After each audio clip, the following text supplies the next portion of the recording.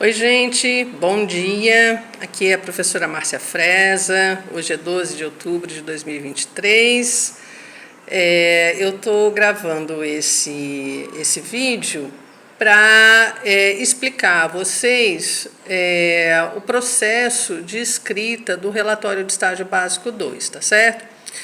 Eu passei a manhã de hoje trabalhando numa adaptação, tá? Numa revisão do modelo anterior, porque eu queria fazer com que vocês, para a escrita do relatório, pudessem aproveitar tudo que a gente utilizou na escrita do plano de estágio, tá?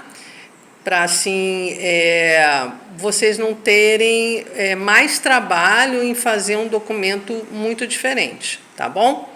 Então vocês vão verificar que aqui no modelo que eu vou encaminhar para vocês, essa parte inicial, tema, objetivo, justificativa, vocês podem tirar tudo que vocês já escreveram no plano de estágio, tá? Então, o que vocês vão ter que fazer somente? Dar uma revisada, né? Como eu coloquei aqui, ó. Vocês vão aproveitar o que já escreveram para o plano de estágio, mas vocês precisam dar uma revisada para adaptar ao que realmente foi feito, né? Porque, sobretudo, o tempo verbal vai mudar, pode ser que o número de visitas mude, pode ser que vocês tinham planejado observar crianças de uma determinada faixa etária, mas isso modificou. Então, vocês precisam só dar uma revisada e ver se alguma informação modificou e mudar o tempo verbal, tá? Meu intuito foi reduzir o trabalho de vocês. A metodologia, ela segue também a mesma lógica, só que como esse documento aqui é um relatório do estágio básico 2 como um todo, ou seja, é uma avaliação do semestre inteiro, porque o semestre inteiro é o estágio básico, e o plano de estágio ele estava mais focado nas visitas ao espaço socioeducativo. Então, vocês vão... a metodologia ela é um pouco ampliada, mas eu já coloquei aqui todas as atividades, certo? Que estavam programadas, né, e que foram realizadas, de fato, ao longo do nosso semestre, tá? Só deixei aqui marcado em vermelho algumas coisinhas para vocês acrescentarem. Por exemplo, nesse item 3, que fala das supervisões semanais, eu coloquei aqui uma série de atividades que a gente desenvolveu nas supervisões, mas se vocês lembrarem de alguma outra coisa que esteja faltando, vocês acrescentam aqui, tá? No item 4, que é sobre treinamento com a equipe da biblioteca, eu quero que vocês coloquem assim, o que foi aprendido, tá? Então, é uma tarefa de vocês colocar o que foi aprendido. No item 5, também vocês devem acrescentar, né, porque é sobre a roda de conversa com as psicólogas e psicólogos, vocês vão acrescentar os temas que a equipe participou, né? Porque como são 3 rodas, eu não sei exatamente quais foram as rodas que cada um de vocês participou, então vocês vão colocar aqui qual foi o tema que vocês puderam assistir, tá? Que foi apresentado pelos profissionais, tá bom? E eu coloquei aqui na tabelinha também, já listei as atividades, ok? Então, aqui nessa atividades realizadas em 2023, aqui vocês só vão ter que colocar o período que cada atividade foi realizada, tá bom? Aí chega aqui a parte que é uma novidade para vocês, né? Que é a escrita do desenvolvimento.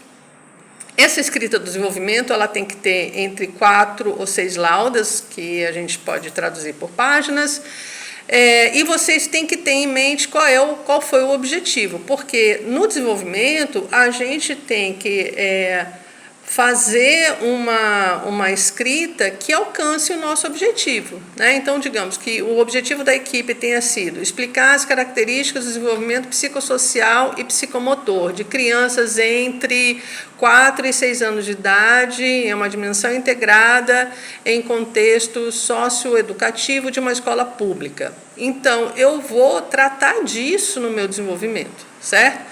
Aí eu vou explicar para vocês como é que vocês vão fazer, né, essa escrita. Toda sessão é importante a gente começar, pode ser com um parágrafo pequeno, né, mas a gente tem que começar apresentando a sessão, tá? Então, eu posso...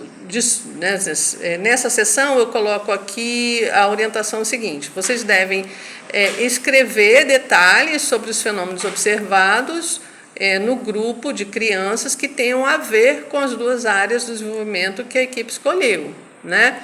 E fazer relação com a teoria. Então, sugestão de texto eu coloco aqui em azul, né? Então eu coloco assim: nessa sessão buscamos responder aos objetivos definidos no nosso plano de estágio, né? O plano do trabalho.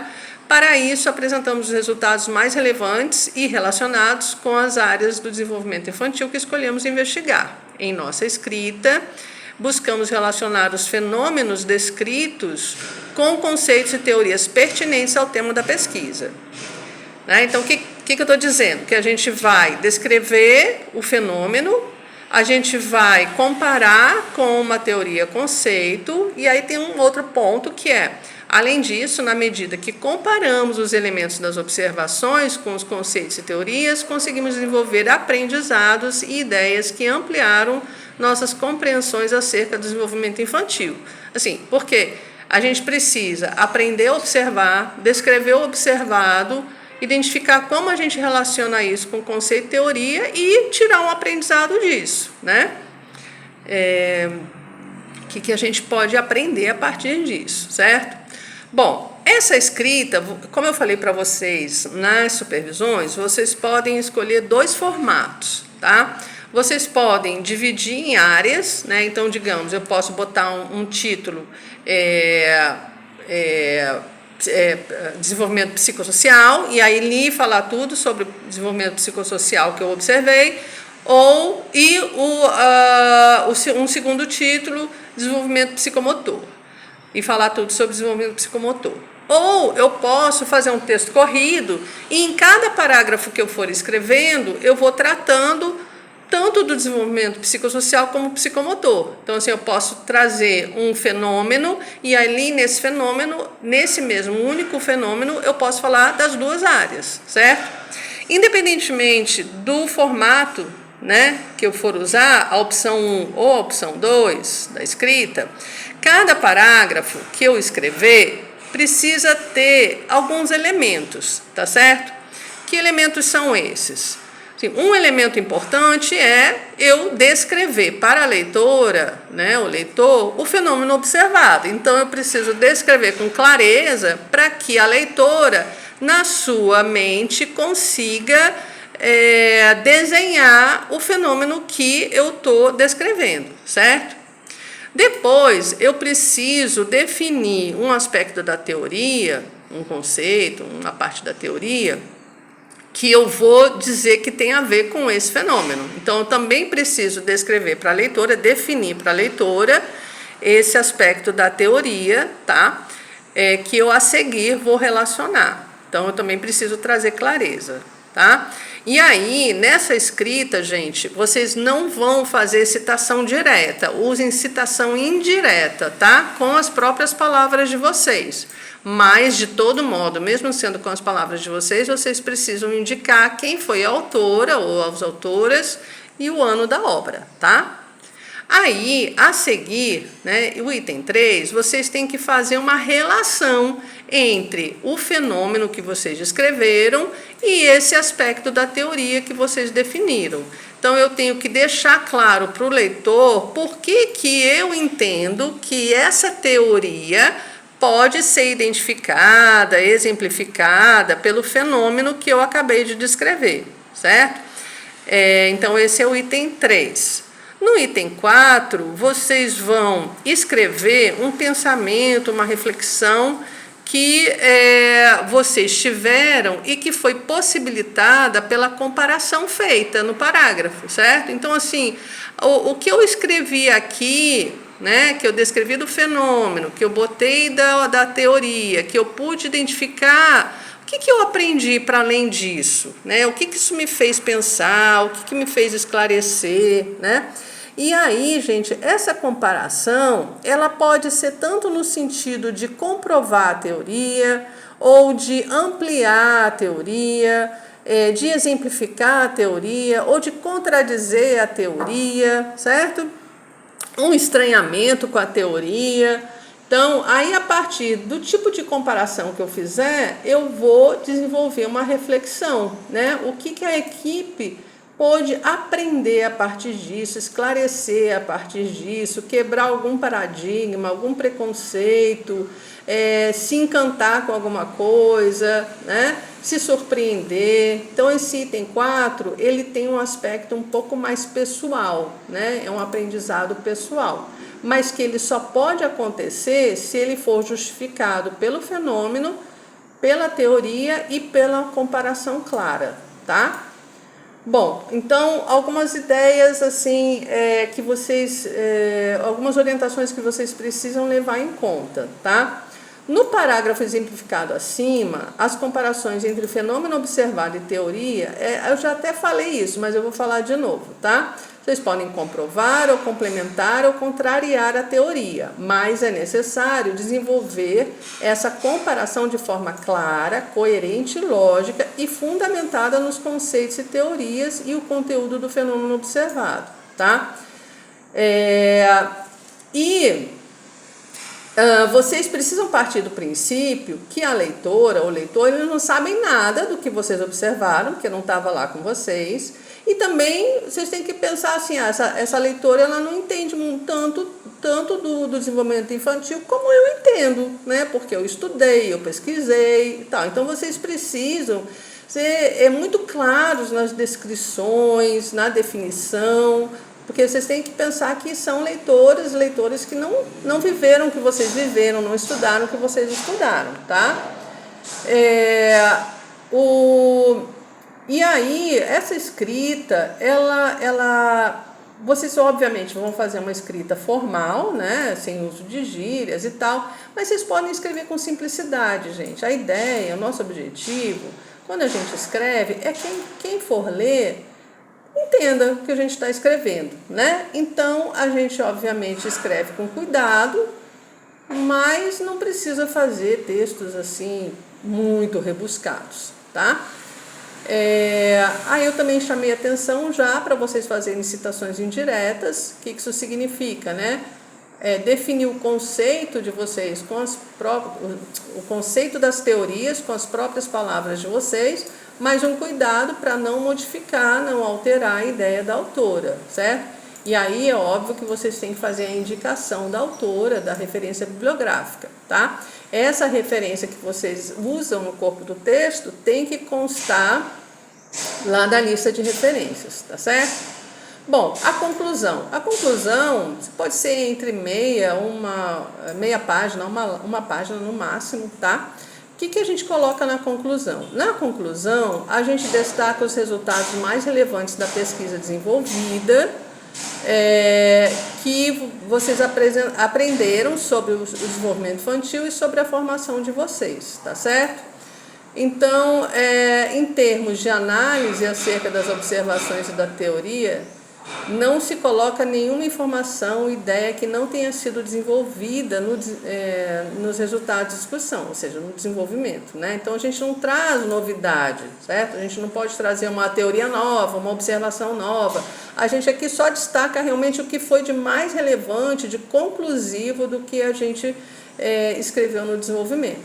A única coisa que pode ter de novidade, pelo fato de ser um relatório de estágio, é trazer